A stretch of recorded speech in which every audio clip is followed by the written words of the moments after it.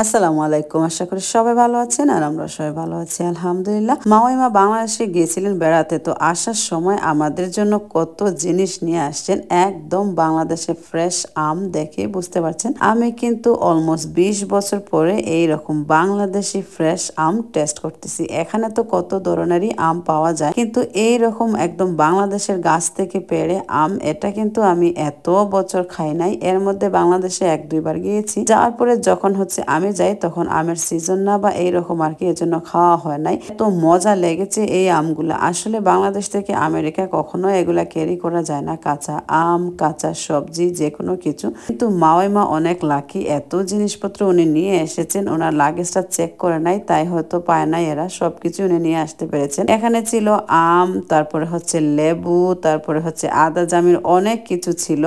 একদম ফ্রেশ সব নিয়ে এসেছেন। সাথে নিয়ে এসেছেন কাঁঠালের বিচি, ওনাদের ফলানো আলু, গার্ডেনের আলু। এত মজা, প্রত্যেকটা জিনিস ছিল। তো এইবার যখন ভ্যাকেশনে আসছি নিউ ইয়র্কে, আমার ভাইয়ের বউ তো সবকিছু নিয়ে ওয়েট করতেছে আমাদের জন্য। আসলে ও একা খাওয়া হয় না, সবাই মিলে একসাথে গেলে তখন অনেক মজা করে সবকিছু আমরা খেতে পারি, অনেক ভালো লাগে। আসলে আমরা সবাই যার যার মতো থাকি, তো একা একা থাকলে আসলে কোনো কিছু খেতে ইচ্ছে করে না, করতেও ইচ্ছে করে না। তো যখন আমরা সবাই একসাথে হই তখন সবকিছু আমরা রান্না করি, খাই, অনেক ভালো লাগে। তো এইবার ভ্যাকেশনে যখন আসছি ভাই বোন সবাই একসাথে হয়েছি, আমরা এরকমই করি। কারণ অল্প সময় ছুটি থাকে সবার, তো একসাথে একজনের বাসায় আলাদা আলাদা করে বেড়ানো হয় না। তো যখনই যাই ভাইয়ের বাসায়, মায়ের বাসায়, যেখানে হোক এক জায়গায় সবাই হই, আর এভাবেই আমরা এনজয় করি। মাওয়াইমা কিন্তু সাথে করে আরো একটা জিনিস নিয়ে এসেছেন, সেটা কলার ফুল, তার মানে থুর, সিলেটেটাকে থুর বলে। কলার ফুল দিয়ে এইভাবে শুটকি রান্না করেছেন, আবার এই ফুল দিয়ে একটা ভর্তাও বানিয়েছেন। এত মজা হয়েছে খেতে, খুবই ভালো লেগেছে। তারপরে সন্ধ্যা পরে সবাই মিলে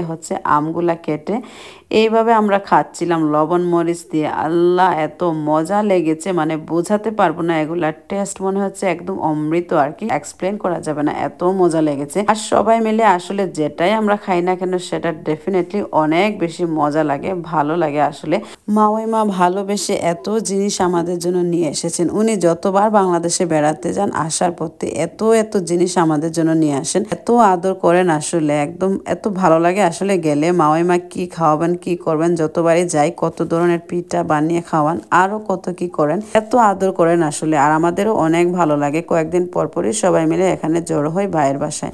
আমাদের এইভাবে আম খাওয়া দেখেই বুঝতে পারছেন কি পরিমাণ এনজয় করতেছি। সবাই মিলে বসে এইরকম লবণ মরিচ দিয়ে এত মজা করে এই আমগুলা খাচ্ছিলাম। আর আমগুলার টেস্ট কিন্তু একটু টকও ছিল, খুবই ভালো লাগতেছে। আসলে সবাই অনেক বেশি এনজয় করতেছিল। কি যে একটা অবস্থা, লবণ মরিচ এত স্পাইসি, কিন্তু সবাই সেটা খেয়ালই করতেছে না, মনে হচ্ছে অনেক এনজয় করতেছে। আমার কাছে তো এত ভালো লাগছিল।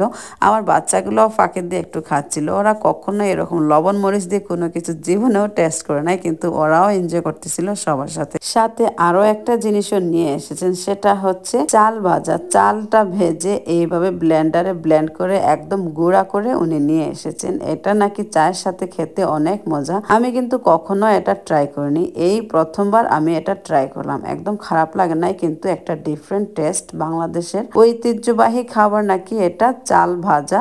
আমার আসলে কখনো সুযোগ হয় নাই টেস্ট করার, তো খুবই মজা লাগতেছিল। সকালবেলা সবাই মিলে এইরকম রং চায়ের সাথে চাল ভাজাটা খাচ্ছিলাম। টেস্টটা কিন্তু একেবারেই ডিফারেন্ট। এই টেস্টের সাথে কোনো কম্পেয়ার হয় না। এটার একটা ডিফারেন্ট টেস্ট আছে, খুবই ভালো লাগতেছিল। তো সাথে করে মাওয়াইমা আমাদের জন্য কাপড় চোপড়ও নিয়ে এসেছেন, সবার জন্য অনেকগুলা ড্রেস নিয়ে এসেছেন। সকালবেলা ভাইয়ের বউ বের করে সবাইকে দিচ্ছিল যে কার কোনটা পছন্দ হয় তোমরা নিয়ে যাও। অনেক কাপড় চোপড় নিয়ে এসেছেন। আসলে এত আদর করেন, গেলেই অনেক বেশি